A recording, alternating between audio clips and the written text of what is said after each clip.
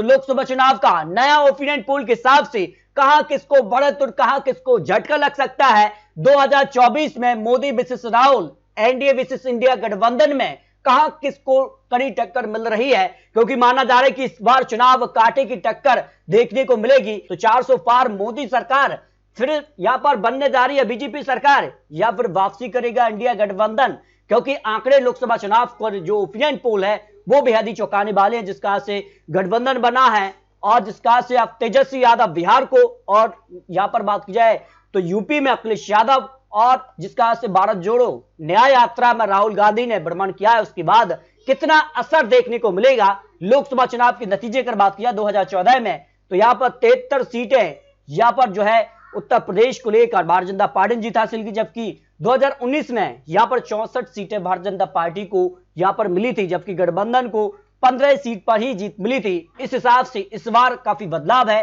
क्योंकि बिहार में भी भारतीय जनता पार्टी ने आरएलडी यहां पर अपना दल और भारतीय जनता पार्टी, इसके अलावा अन्य पार्टियां भी गठबंधन में, तो बीजेपी गठबंधन कर रही है, निश्चित तौर पर लोकसभा चुनाव में कांटे की टक्कर देखने को मिलेगी।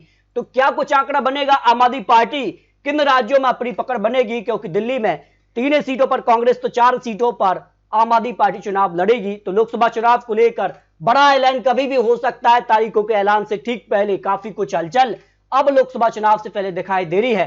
तो बार बार पलटी से नीतीश की छवि खराब हुई है, हाँ कहने वाले 71% लोग हैं और नहीं कहने वाले 17% लोग हैं, क्योंकि बिहार में अगर किसी पार्टी को सबसे ज्यादा नुकसान अगर होगा वो नीतीश कुमार की पार्टी जेडीयू है, और फायदा Bharatiya Janata party plus RJD को यहां पर मिल सकता है। तो सीटें कितनी जाएंगी इसके भी आंकड़े आपको दिखाएंगे, क्योंकि एनडीए से नीतीश के जाने का जिम्मेदार स्वयं यहां पर जो है नीतीश कुमार को ही माना जा रहा है, क्योंकि बड़े पद की चाह थी वो इंडिया गठबंधन में नहीं मिला, जिस कारण से फिर भारतीय जनता पार्टी के दरवाजे पर पहुंच गए। लेकिन अगर बात की जाए तो लोकसभा चुनाव को लेकर जो सी वोटर का सर्वे है उस हिसाब से महाराष्ट्र की जो 48 लोकसभा सीटें, यहां भारतीय जनता पार्टी को 22 सीटें, जबकि कांग्रेस को 12 सीटें, शिवसेना, उद्धव गुट, एनसीपी, शरद पवार को 14 सीटें जा सकती है, यानी यहां पर इंडिया गठबंधन को करीब 26 सीटें, जबकि भारतीय जनता पार्टी प्लस गठबंधन को 22 सीटें जा रही हैं। उस हिसाब से अगर बात की जाए तो 2019 के मुकाबले भारतीय जनता पार्टी को यहां पर नुकसान दिखाई दे रहा है, जबकि बिहार की 40 सीटों को लेकर बात की जाए तो यहां पर भारतीय जनता पार्टी प्लस नीतीश कुमार को 32 सीटें जा रही हैं। 2019 में 39 सीटें हासिल की थी, लेकिन इस बार 32 सीटें जा सकती हैं। यानी नीतीश कुमार के आने से भारतीय जनता पार्टी की सीटों में इजाफा हो रहा है, लेकिन नीतीश कुमार को नुकसान हो सकता है, कांग्रेस को 1 सीट, लेकिन आरएलडी यहां पर जो है 7 सीटें प्लस कर रही है, जो आंकड़े बन रहे हैं। सीधे तौर पर बिहार में जो है 2019 के मुकाबले भारतीय जनता पार्टी को नुकसान दिखाई दे रहा है। पश्चिम बंगाल की 42 लोकसभा सीटों को लेकर बात की जाए तो यहां 19 सीटों पर जो है भारतीय जनता पार्टी, और यहां पर कांग्रेस पार्टी को 1 सीट, टीएमसी को 22 सीटें आ सकती है। निश्चित तौर पर बात की जाए तो भारतीय जनता पार्टी को 1 सीट का फायदा दिखाई दे रहा है, जिस कार की हलचल बिहार में इस समय दिखाई दे रही है, उसका फायदा भारतीय जनता पार्टी उठा रही है। और प्रधानमंत्री मोदी जी पश्चिम बंगाल दौरों पर भी रहे, उसका भी फायदा भारतीय जनता पार्टी को पश्चिम बंगाल में मिलता नजर आ रहा है। यूपी की 80 सीटों की अगर बात की जाए तो यहां पर 70 सीटों पर भारतीय जनता पार्टी अपने दम पर जीत हासिल कर रही है, जबकि उनके सहयोगी दल अपना दल को 2 सीटें मिल सकती है, समाजवादी पार्टी को 7, कांग्रेस को 1 सीट मिल सकती है। लेकिन भारतीय जनता पार्टी ने यहां पर भी अपना गठबंधन बढ़ाया है, आरएलडी भी अब भारतीय जनता पार्टी में शामिल हो गई है, तो ऐसे में सीट कितनी किसको चुनाव के लिए मिलती है महत्वपूर्ण हो जाता है। लेकिन बात की जाए तो भारतीय जनता पार्टी गठबंधन को करीब 72 सीटें जा रही है, जबकि समाजवादी पार्टी कांग्रेस गठबंधन को 8 सीटें मिल सकती है। लेकिन टारगेट 80 में से 80 सीटों का सेट किया भारतीय जनता पार्टी ने, उस आंकड़े से पीछे नजर आ रही है। उत्तराखंड की 5 सीटों में से 5 सीटों पर भारतीय जनता पार्टी का पलड़ा यहां पर भारी नजर आ रहा है।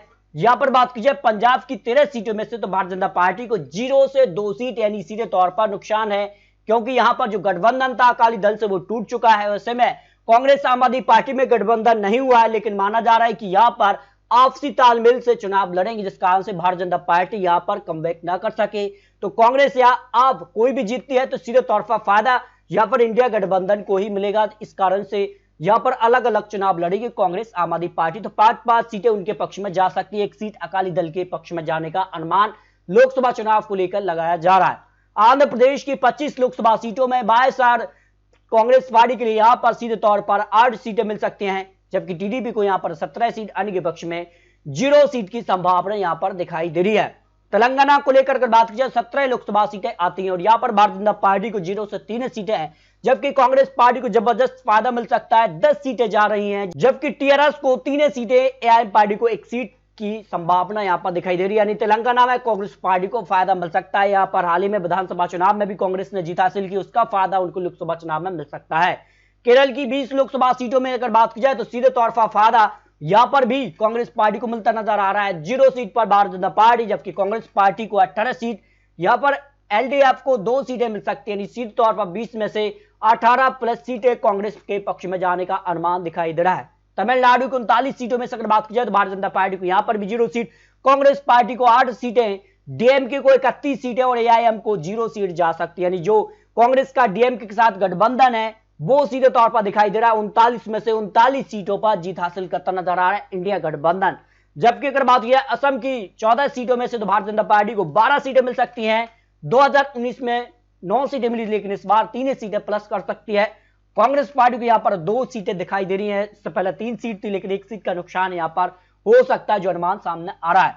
झारखंड की 14 लोकसभा सीटों में से भारतीय जनता पार्टी को यहां पर 11 सीटें मिल सकती हैं, कांग्रेस पार्टी को 0 सीट, जबकि जेएमएम को 2 सीट, 1 सीट अन्य के पक्ष में जाने का अनुमान ओपिनियन पोल सी वोटर के आंकड़ों के हिसाब से लगाया जा रहा है। जबकि हिमाचल प्रदेश की 4 सीटों में से चारों सीटों पर भारतीय जनता पार्टी को बढ़त देखने को मिल रही है। उस हिसाब से चारों सीटों पर भारतीय जनता पार्टी जीत हासिल कर सकती है।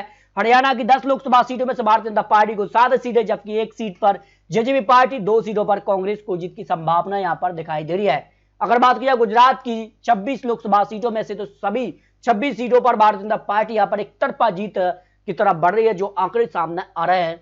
जबकि मध्य प्रदेश की 29 में से 27 प्लस सीटें भारतीय जनता पार्टी के पक्ष में जा सकती हैं। कांग्रेस पार्टी को यहां पर 0 से 2 सीट का अनुमान है। इसमें अगर बात की जाए तो काफी हलचल दिखाई दे रही है। भारतीय जनता पार्टी ने यहां पर मध्य प्रदेश में अपने उम्मीदवारों के लिए प्री लिस्ट जारी की है। इस कारण से भारतीय जनता पार्टी बढ़त देखने को मिल रही है। जबकि छत्तीसगढ़ की 11 लोकसभा सीटों में भी 10 सीटों पर भारतीय जनता पार्टी, जबकि यहां पर 1 सीट पर कांग्रेस को जीत की संभावना है। दिल्ली की 7 सीटों के लिए अगर बात की जाए तो भारतीय जनता पार्टी ने अब तक 5 उम्मीदवार का ऐलान किया है, 4 के टिकट भी कट गए हैं और ऐसे में 7 में से 7 पर भारतीय जनता पार्टी का ही पलड़ा भारी नजर आ रहा है।